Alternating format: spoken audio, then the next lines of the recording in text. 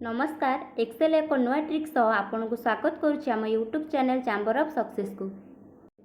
देखंतु एठी गोटे मार्क्स शीट रे हेडिंग अच्छी जेमिति कि serial number, name of the student, subject wise mark एवं टोटल मार्क। आमको एठी सीरियल नंबर पिलांको नाम और मार्क भरिबा को पड़िबो। सेथिपाई मु सीरियल नंबर लिखिली। देखंतु एठी रोटी ऑटोमेटिक बॉर्डर होई गला। एठी पिलांको ना, सब्जेक्ट वाइज मार्क एवं टोटल मार्क लिखिबा। पुणी सेकेंड रो रे सीरियल नंबर लिखिली, सेटा भी ऑटोमेटिक बॉर्डर होई गला। लिखिबा सह ऑटोमेटिक बॉर्डर केमिति आसीबो आसंतु जानिबा।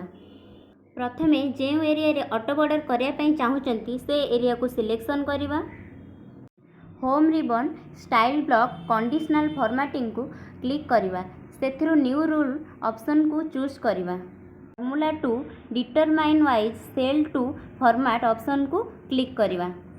तले थिबा फॉर्मूला बॉक्स रे लिखिबा equal to cell range lock करिया पई F4 दुई थर, not equal to space, then border ऊपर क्लिक करिबा एवं बॉर्डर चूज करी ओके करिबा, देन ओके करिबा।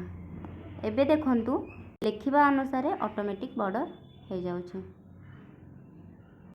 एक्सेल विषय में अनेक तथ्य जानापी आम चैनल को लाइक, कमेंट, शेयर, सब्सक्राइब करंतु। धन्यवाद।